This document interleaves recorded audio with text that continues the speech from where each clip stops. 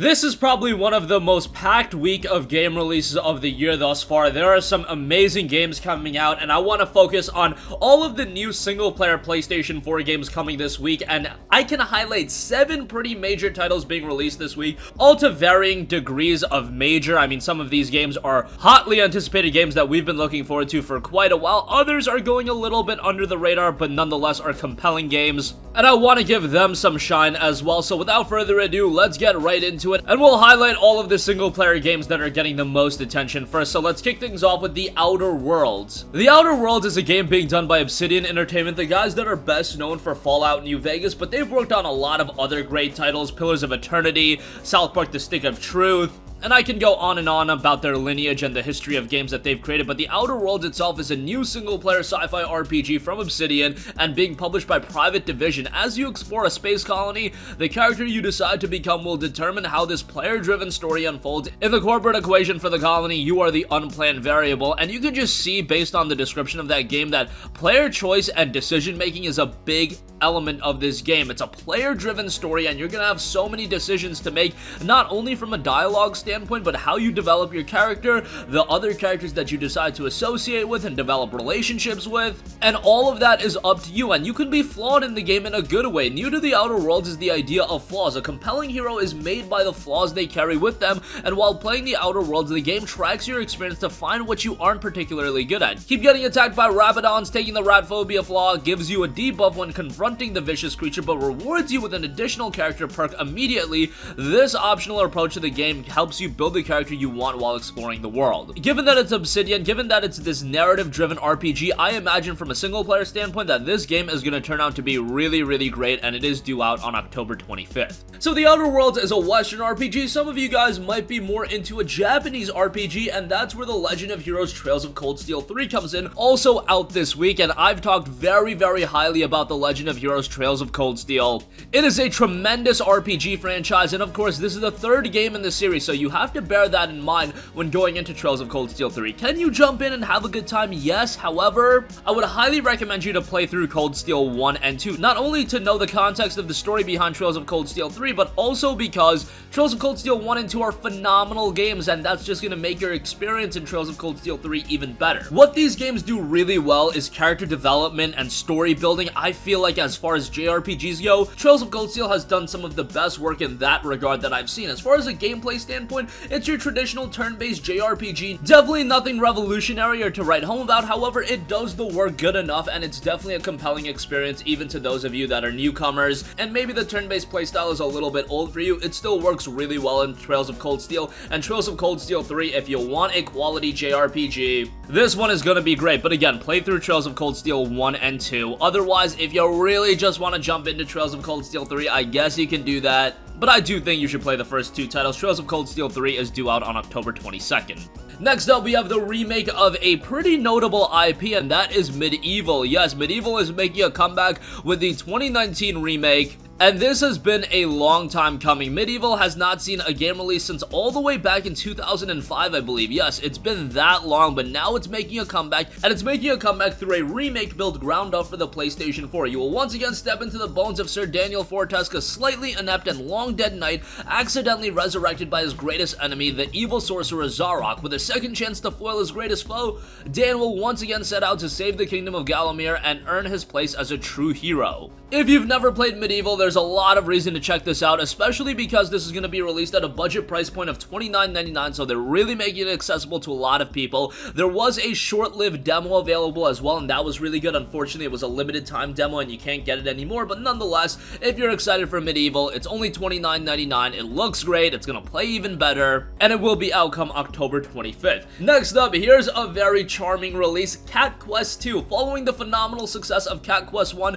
developers the Gentle Bros return to the world of Felangard, a fantastical land under threat from a continuing war. Cat Quest 2 is a 2D open-world action RPG set in a fantasy realm of cats and dogs under threat from a continuing war between the cats of Felangard and the advancing dogs of the Lupus Empire. Cat Quest 2 tells the tale of 2 kings brought together against their will on a journey of possum discovery to reclaim their thrones. Play as both a cat and a dog as you explore their kingdoms solo or with a friend, quest in a world filled with magic, curious monsters, and go on a cat venture like never before. Obviously, you can tell that this game is very charming and it's not to be taken all too seriously. However, it does have some quality gameplay mechanics based on the first title. It's already been released on PC and received very well over there. Steam reception incredibly strong, 314 user reviews, 95% positive, and really good stuff all around here. If you want a cutesy RPG, this is definitely going to be one up your alley. And Cat Quest 2 also releasing at a budget price point of $14.99. You definitely couldn't get away with a higher price for a game like this, but $15 is absolutely an acceptable price point. Honestly, they probably could have gotten away with a $19.99 or $24.99 price point, but hey, $15 makes it easier on the wallet, and with all of these games coming out, that's definitely much appreciated. Thanks to the General Bros and PQ for that. Cat Quest 2 is due out on October 24th.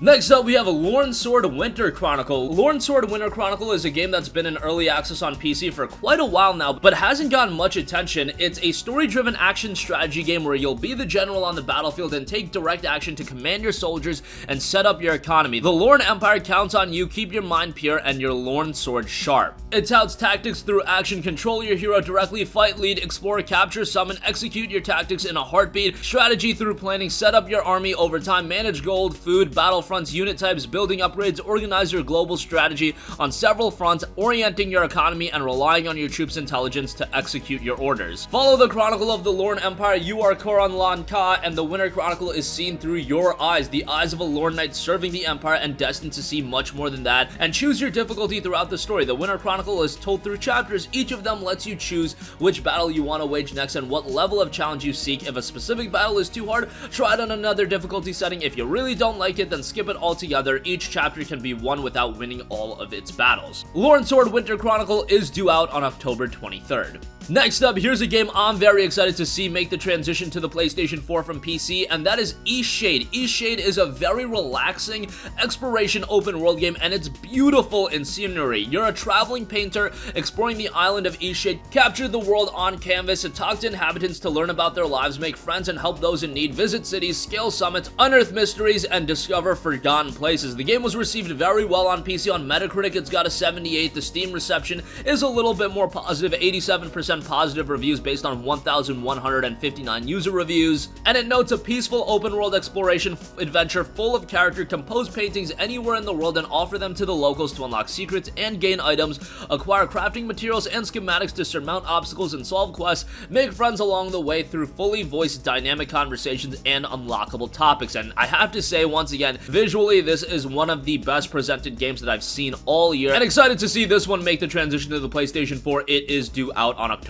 22nd. And lastly, I want to give a shout to Dark Devotion. This game looks really cool. It's got a pixel graphics art style, something that a lot of games are doing, but it is also played in a Souls-like vein where you'll explore the secrets of a mysterious fallen temple and put your Templar fate to the test in Dark Devotion, where no sacrifice is too great in praise of your god. The game got relatively mixed reception, 75% positive based on 658 user reviews. It also has a 72 in Metacritic, so I shouldn't really say it has a mixed reception. That is more so positive, and it's really because it's been normalized that games these days are getting like 80s and 90s on Metacritic left and right. Dark Devotion features a richly detailed, immersive narrative that unfolds a somber tale of your Templar religion's irresistible calling. Every encounter challenges your fortitude and conviction as you move deeper into your cursed pilgrimage. Spanning 4 unique worlds, each with their own incredibly detailed environments, you'll wield dozens of weapons in your quest to discover the temple's secret, all the while assailed by dark enemies and devious bosses whose core mission is to destroy your soul and damn you forever. Visually, the game looks great and the gameplay looks pretty slick as well. Dark Devotion will be hitting the PlayStation 4 on October 24th. And that's gonna conclude this video. Again, I know that for a lot of our viewers, single-player games is something that you really look forward to, even more so than multiplayer games. I think this week is going to be highlighted by a multiplayer game. At least that's gonna be the biggest game with Call of Duty Modern Warfare. However, if you want to stray completely away from that and focus on your single-player experiences with games like Outer Worlds, Legend of Heroes Trails of Cold Steel 3, Medieval, Cat Quest 2, Lorn Sword Winter Chronicle, Eastshade, and Dark Devotion, there are a lot of compelling titles from a single-player front also being released. That's gonna conclude this video. Sound off with all of your thoughts in the comments section down below. Thank you for watching, and goodbye. Hey guys, we hope you enjoyed the video, and if you did, make sure to hit the subscribe button, and if you're already subscribed, do us a favor and hit the bell icon. This way you'll be notified whenever we post a new video. That's the best way to keep up with all of our uploads, and we usually try to upload 2 videos a day. And with the bell icon hit, you'll be notified whenever we do upload a video. As always, thanks for watching.